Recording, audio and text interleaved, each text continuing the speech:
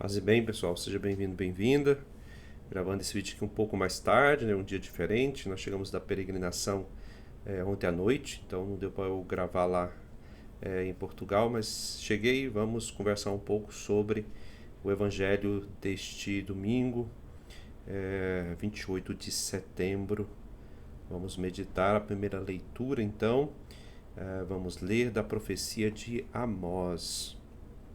Assim diz o Senhor Todo-Poderoso: ai dos que vivem despreocupadamente em Sião, os que se sentem seguros nas alturas de Samaria, os que dormem em camas de marfim, deitam-se em almofadas, comendo cordeiros do rebanho e novilhos do seu gado, os que cantam ao som das harpas, ou como Davi dedilham instrumentos musicais, os que bebem vinho em taças e se perfumam com os mais finos ungüentos, e não se preocupam com a ruína de José.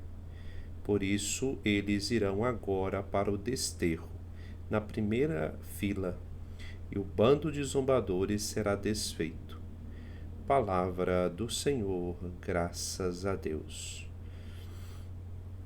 Muito bem, daqueles que esquecem, né? Daqueles que mais precisam, aqueles que vivem nas suas riquezas e esquecem de consolidar, né, o povo de Deus. O povo de Deus, todos os filhos e filhas, né? Cada ser humano, trazendo agora para a nossa leitura a partir do Evangelho no sentido da boa nova de Jesus Cristo. Ai daqueles que se ficam apenas pensando em si próprios e não constroem a casa do Senhor, que é hoje, nós entendemos, o povo do Senhor. Então esses que ficam muito ocupados nas suas riquezas, nos seus luxos, e esquece daqueles que são mais sofredores, né? Então esses vão para o desterro. Então aqui é uma profecia ligada àquele tempo na construção do povo, e hoje nós trazemos nessa leitura da proteção do órfão, da viúva, do abandonado, do pobre, daquele que sofre, e tantos outros sentidos, ou seja, a prática da caridade de forma geral, não só as obras espirituais que todos nós somos chamados, né, a fazer, mas também as obras de misericórdia. Não sei se vocês têm percebido como que tem sido esquecido as obras de misericórdia, espirituais e corporais, né? Nós falamos muito das espirituais, vamos rezar pelo outro, vamos rezar pelos mortos, né? Tudo bem, né? Isso mesmo. Porém, olha o perigo, as obras de misericórdia corporais.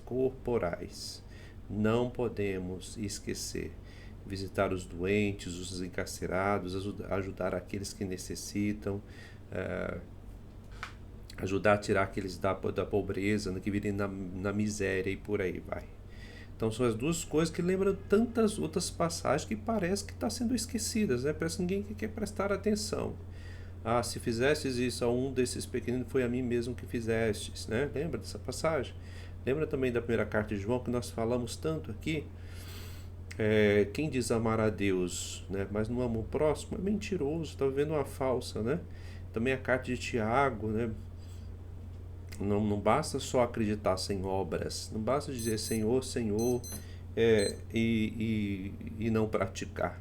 Prática, espiritualidade, vivência da religião é prática. E quando nós falamos prática, não é simplesmente rezar uma quantidade de horas por dia. É claro que isso está incluso, né? Mas a gente se reza para quê? Ser fortalecidos no Espírito, na ação de Deus, para que possamos viver isso no mundo. É isso, não é outra coisa. Não é simplesmente ficar satisfeito. E isso tem crescido, né, no nosso mundo. Infelizmente, o mal ele age de várias formas, age mesmo usando da religião, né, para enganar. Muito bem, segunda leitura, carta de Paulo a Timóteo. Tu que és um homem de Deus, foge das coisas perversas. Procura a justiça, a piedade e a fé, o amor, a firmeza, a mansidão. Combate o bom combate da fé, conquista a vida eterna, para a qual foste chamado, e pela qual fizeste tua nobre profissão de fé, diante de muitas testemunhas. diante de Deus que dá vida a todas as coisas, e de Cristo Jesus que deu o bom testemunho da verdade, perante Pôncio Pilatos, eu te ordeno, guarda o teu mandato íntegro e sem mancha, até a manifestação gloriosa de nosso Senhor Jesus Cristo. Essa manifestação será feita no tempo oportuno. Pelo bendito e único soberano, Rei dos reis, o Senhor dos senhores, o único que possui a imortalidade e que habita numa luz inacessível, que nenhum homem viu nem pode ver. A ele honra e poder eterno. Amém. Palavra do Senhor, graças a Deus. Combate o bom combate da fé. Combate o bom combate da fé.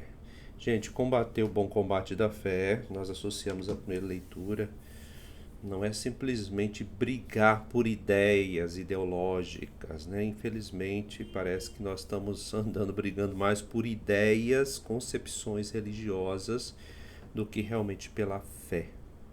Combate o bom combate, né?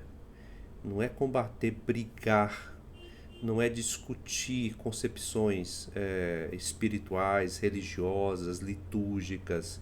Isso aí, gente, é a coisa mais ridícula que tem, é a coisa mais assim superficial que a gente pode entrar, é deixar-se ser enganado pelo mal, né, nas brigas internas, mesmo entre católicos. Eu sou assim, eu sou aquilo outro, eu sou conservador, eu sou de centro, eu sou liberal, eu sou de direita, eu sou de esquerda. São coisas ridículas nesse sentido, né? Que combater o bom combate requer a vivência, a prática de forma muito tranquila e determinada. O combate aqui não é uma guerra ao modelo das guerras hoje. Como diz em outra passagem, né, nós combatemos os poderes dos ares, né? Mas o que é os poderes dos ares que nós ouvimos em Paulo também? Os demônios estão voando por aí. Não, gente, na realidade é o espírito do tempo. Mas o que é isso, Frei? O nosso espírito hoje do tempo que move homens e mulheres é o que? O consumismo, o egoísmo, a preocupação só consigo mesmo. E isso adentra a religião. Eu já falei aqui em tantos outros vídeos sobre isso, né?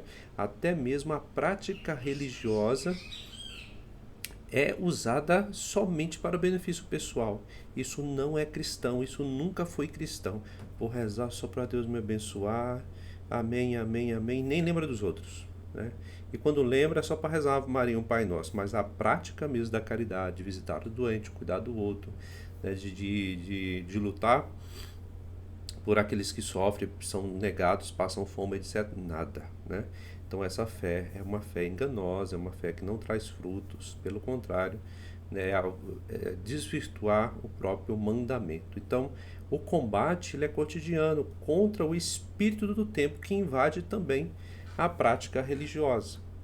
Tem um vídeo aqui que eu falo sobre o grande perigo da teologia da prosperidade. Presta atenção no que eu disse. Teologia da prosperidade ou teologia da retribuição, que está povoando a mentalidade a partir desse espírito do tempo. Tem muita gente achando, a teologia da libertação, que medo, né? E não percebe o absurdo que está caindo, né, hoje em dia, a partir dessas novas concepções que criam um tipo de católico que despreza qualquer possibilidade de caridade. Despreza, né? Vira as costas mesmo, que basta eu rezar, eu estar bem, eu rezar meu terço, eu fazer as minhas orações, minhas novenas, minhas quaresmas, não venha encher minha paciência, ou seja, né, não venha me convocar para esse mandato verdadeiro de Deus. Esse é o grande perigo para você e para mim. Por isso vamos ficar bem atentos a esse espírito do tempo que pode invadir assim até mesmo a nossa concepção religiosa. O Evangelho, Lucas 16, 19 e 31. Naquele tempo, Jesus disse aos fariseus: havia um homem rico, que se vestia com as roupas finas e elegantes, e fazia festas esplêndidas todos os dias. Um pobre chamado Lázaro, cheio de feridas, estava no chão à porta do rico. Ele queria matar a fome com as sobras que caíam da mesa do rico. E além disso, vinha os cachorros lamber suas feridas. Quando o pobre morreu, os anjos levaram-no para junto de Abraão. Morreu também o rico e foi enterrado. Na região dos mortos, no meio dos tormentos, o rico levantou os olhos e viu de longe Abraão, com Lázaro a seu lado. Então gritou: Pai Abraão, tem piedade de mim. Manda Lázaro molhar a ponta do meu dedo para me refrescar a língua, porque sofro muito nessas chamas. Mas Abraão respondeu: Filho, lembra-te que tu recebeste teus bens durante a vida, e Lázaro, por sua vez, os males. Agora, porém, ele encontra aqui consolo, e tu és atormentado. E além disso, há um grande abismo entre nós. Por mais que alguém desejasse, não poderia passar daqui para junto de vós, e nem daí poderiam atravessar até nós. O rico insistiu: Pai, eu te suplico, manda Lázaro à casa de meu pai, porque eu tenho 5 irmãos. Manda preveni-los para que não venham também eles para este lugar de tormento. Mas Abraão respondeu: Eles têm Moisés e os profetas, que os escutem. O rico insistiu: Não, pai Abraão, mas se um dos mortos for até eles, certamente vão se converter. Mas Abraão lhe disse: Se não escutam a Moisés nem aos profetas, eles não acreditarão, mesmo que alguém ressuscite dos mortos. Palavra da salvação, glória a vós, Senhor. Também a primeira coisa, vamos tirar algumas questões aqui. Tem nada a ver com espiritismo, tá? Tem nada a ver com reencarnação. Também não interpretar esse texto simplesmente, o céu, o inferno é lá, é depois da vida, depois da morte. Os textos bíblicos, eles não separam uma coisa da outra, né? Simplesmente assim, a vida tem a ver com a morte tem a ver com a vida, e aí a ressurreição como resposta. Então, tomar muito cuidado para não fazer isso, tá? Interpretar esse texto, o purgatório, o inferno, o céu, e ficar só nessa interpretação. Isso é equivocado. Se nós lembrarmos da primeira leitura e agora do Evangelho, a gente vai perceber, né, que a resposta é muito clara. Olha, o que adianta, né? A gente buscar responder os mandatos do Senhor simplesmente de aparência. Aqui no caso do Evangelho, uma coisa mais preocupante, a centralidade do egoísmo, né, na vida do rico, e que despreza aquele que estava mais necessitado, nem comida dava, né? Ou se dava só para, no caso, trazendo para a leitura de hoje, só para ficar livre, né? Aí vem a pergunta a nós mesmos cristãos católicos, né? Que tipo de religião que eu pratico? Que tipo de prática religiosa eu pratico? As minhas orações, a reza do texto, a meditação da palavra que todos nós fazemos, a participação, seja dominical ou diária, da Eucaristia, me leva a ter uma vida de caridade, né, no dia a dia? Me leva a enxergar essas pessoas? Ou eu nem sequer vejo o atendente ali da loja, o ignoro, eu acho ele inferior a mim, aquele que trabalha na limpeza das ruas, eu nem bom dia dou, aquele que está necessitado de uma cesta básica, eu tendo condição, eu nem sequer me lembro, a instituição que cuida de tantos idosos, os vicentinos, nem doação para os vicentinos eu faço, eu não quero nem saber, eu só rezo meu terço. Chegou a hora de perguntar, essa é a nossa prática religiosa realmente, ela leva a um comportamento de amor, de atenção, de cuidado, principalmente com aqueles que mais sofrem. Isso é um convite do Evangelho, não tem nada a ver com ideologia nenhuma, isso tem a ver com um convite concreto. Viver a santidade, ver o caminho de santidade, é estar praticando no dia a dia aquilo que o Senhor nos pede, que é amar ao nosso próximo. E amar não somente com palavras, como diz a carta de Tiago, como diz a carta de João, como diz o Evangelho, né? Não é só com palavras, mas é com obras, é com ações reais e concretas. Mas então vamos viver só a caridade, não é isso que importa, não precisa nem rezar mais, vamos deixar de rezar. Também não entendeu. Nós só conseguimos viver realmente uma caridade, a prática do amor, se nós aproximarmos o nosso coração ao coração de Deus. E esse encontro faz com que a gente seja mais amoroso, mais atencioso. E para terminar, como nós vivemos numa sociedade da indiferença, né?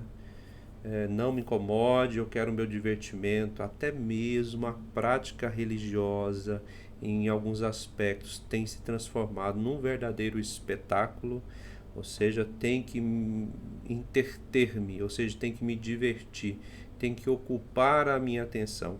Aí eu saio de lá sentindo renovado, que maravilha, mas no dia a dia não pratico. Isso é um perigo gravíssimo, né? Gravíssimo. Tudo bem, meus irmãos, vamos ficando assim, né? O amor de Deus nos renova para viver no dia a dia aquilo que Ele nos pede, que é amar uns aos outros como Ele nos amou, né? E o próximo, assim, por consequência, como a si mesmo. Paz e bem, Deus te abençoe. Foi muito bom lá, viu, a peregrinação. Passamos por vários lugares da Itália, franciscanos ali para nós. Fomos na Camerino, onde foi ali o início da nossa Fundação Capuchinha, né, uma experiência muito boa. Depois passamos em Fátima, foi 2 dias ali muito bom. O pessoal ali realmente entramos ali ou deixamos aquele lugar de espiritualidade, né, nos tocasse, realmente nos trouxesse em força para continuar a caminhar. Tudo bem? Que a Virgem Maria interceda por você, reze aí por nós, por mim, tá bom? Um bom domingo. Foi um pouco mais tarde a reflexão, né, neste domingo, mas está aqui para vocês. Paz e bem, fiquem com Deus, Deus abençoe. Tchau.